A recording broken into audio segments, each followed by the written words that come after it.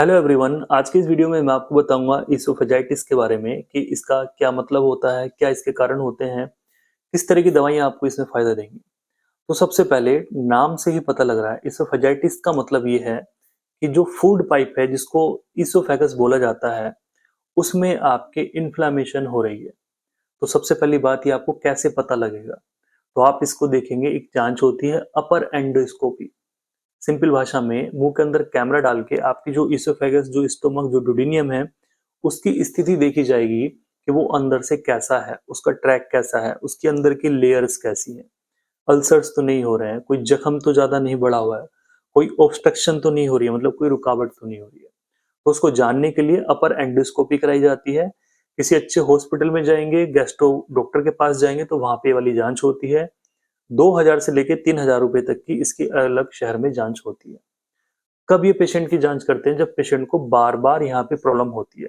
Oesophagus हमारी इस जगह से लेके आप यहाँ तक इसको मानिए, ठीक है। जो हमारा स्टोमक जुड़ा हुआ है और जो हमारा मुंह है, इसका इसोफेगस का काम है कि हमारे मुंह से खाना ले जाके हमारे पेट के अंदर इसको डालना, जो स्टोमक है वहां पे जाके इसके खाने को रखना। तो पेशेंट को जो प्रॉब्लम होती है कि जी मुझे यहाँ पे अटकापन महसूस होता है, मुझे यहाँ पे जलन होती है, मुझे यहाँ पे दर्द होता है और बहुत लंबे समय से चल रहा है और वो नॉर्मली मेडिसिन से आराम नहीं हो रहा है, तो उसको एंडोस्कोपी कराई जाती है, अपर एंडोस्कोपी कराई जाती है। तो उसमें देखने को मिलता है, लिखा आता है इसोफेजाइटिस आपको हो रही है। तो उसका मतलब ये है कि आपकी जो इसोफेगस है उसमें इन्फ्लामेशन हो रही है, मतलब उसमें थोड़ी सूजन आ गई है या फिर उसके अंदर थोड़े जख्म होने शुरू हो गए हैं।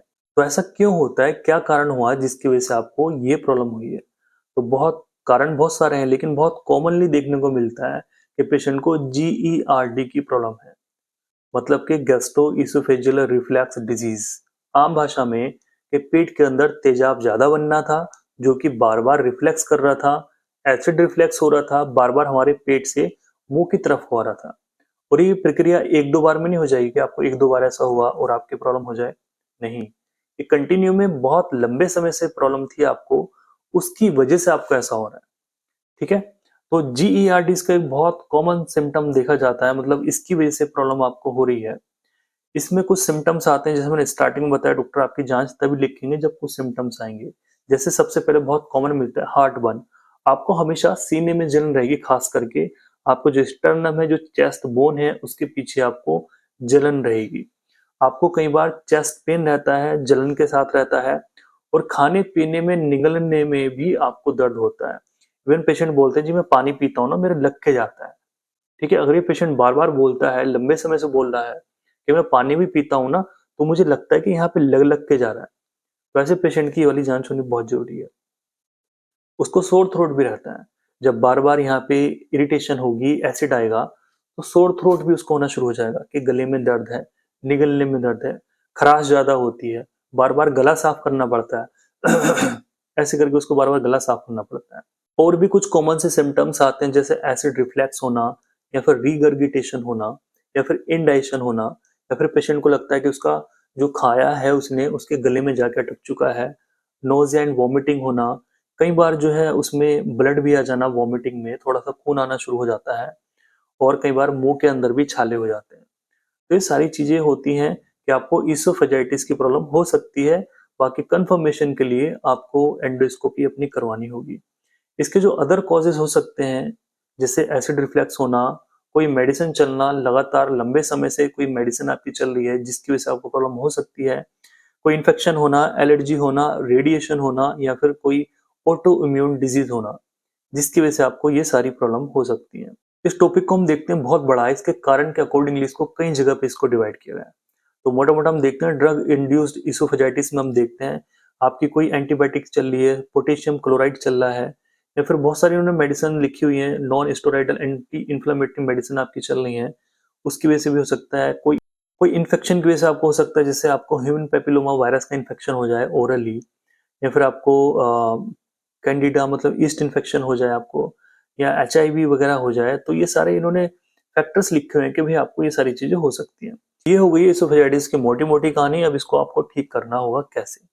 सबसे पहली बात, जो HCl आपके पेट के अंदर ज्यादा निकल रहा है, या वो खाना ठीक से नहीं पच रहा है, तो आपको HCl को कम करना होगा। तो सीधा एलोपैथिक में आपको एंटा एसिड मेडिसिन दी जाएंगी जिससे आपको तेजाब कम बने, वो दी जाएंगी। जैसे आप पेंट्रोपाजोल ले लीजिए, किसी फॉर्म में ले लीजिए, किसी भी नाम से ले लीजिए, वो आपको डॉक्टर देंगे। या फिर आप कोई सोडियम बाइकार्बोनेट की टैबलेट्स ले लीजिए, उससे भी आपके पेट के अंदर का एसिड कम होगा। या फिर आप कोई एसिलोजिनटेक इस्ते वाली टैबलेट ले लीजिए, उससे भी आपके पेट का एसिड कम होगा। होम्योपैथी की बात करें तो बहुत सारी होम्योपैथी मेडिसिन है, रूबीनिया है, आइरिस है, तो सिम्टम्स के अकॉर्डिंगली आपको दी जाएंगी। आपको ठीक क्या करना होगा, अपना लाइफ स्टाइल ठीक करना होगा। लाइफ स्टाइल में आपको हमेशा, बहुत सारे मैंने वीडियोस बना दिए हैं, आपको स्ट्रेस अगर रहती है, बहुत ज्यादा चिंता रहती है, तो भी पेट के अंदर से HCl ज्यादा सीक्रेट होता है। आप अगर खाना खाने के तुरंत बाद लेट जाते हैं, थोड़ा वर्कआउट नहीं करते हैं, घूमते नहीं हैं, टहलते नहीं हैं, उसके बाद भी आपको एसिड ज़्यादा बनेगा, खाना आपका ठीक से नहीं पच पाएगा। बहुत लंबे समय से अगर आप भूखे रहते हैं, उसके साथ भी समस्या देखी जाती है कि भई आपको भूख लग रही है, पिछले 2-3 घंटे से और आप कुछ नहीं खा रहे हैं, तो पेट के अंदर जो एसिड आ रहा है वो आपका ऐसे ही पड़ा हुआ है, उसकी जो म्यूकोसा है स्टोमक की, जो इनर लाइनिंग है, उसको वो छीलना शुरू कर देता है। तो जब भी आपको भूख लगती है तो आप जरूर खाना खाइए। फास्टिंग में कई बार देखा जाता है, इसलिए फास्टिंग में आप थोड़ा बहुत खाते रहिए, ठीक है, जिससे आपको कोई ऐसी मेजर इलनेस ना हो। सुबह में उठ के पेट में दर्द होता है, खाना खाने के बाद आराम हो जाता है, आपको समझ जाना चाहिए आपको गैस्ट्रिक अल्सर की प्रॉब्लम भी हो सकती है। ठीक है, तो इसका मतलब ये था, एक कमेंट था, उसी के लिए मैंने ये वीडियो बनाया है। और ऐसा वीडियो मेरे चैनल पे अवेलेबल भी नहीं था जो कि आपको आसान भाषा में समझा सके। तो अपना लाइफ स्टाइल ठीक कीजिए, तभी जाके प्रॉब्लम ठीक होगी। चटपटा खाना पीना बिल्कुल हेल्दी आप रखिए, फ्रूट ज्यादा खाइए, जो एंटी एसिड वाली नेचुरल चीजें हैं उनको आप ज्यादा खाइए। इसका मैंने एक वीडियो बनाया हुआ है, तो इस वीडियो में इसको हम ज्यादा बड़ा नहीं करेंगे। उम्मीद करूंगा इस वीडियो को आप ज्यादा से ज्यादा शेयर करेंगे, इस वीडियो से आप काफी सेटिस्फाई होंगे और इजिली आपकी समझ में आया होगा। तो लीवर से जुड़े हुए वीडियो, पेट से जुड़े हुए वीडियो आपको मेरे इस चैनल पे जरूर मिलेंगे, जाके आप और वीडियो वॉच कर सकते हैं। आज के इस वीडियो में इतना ही। Thank you so much.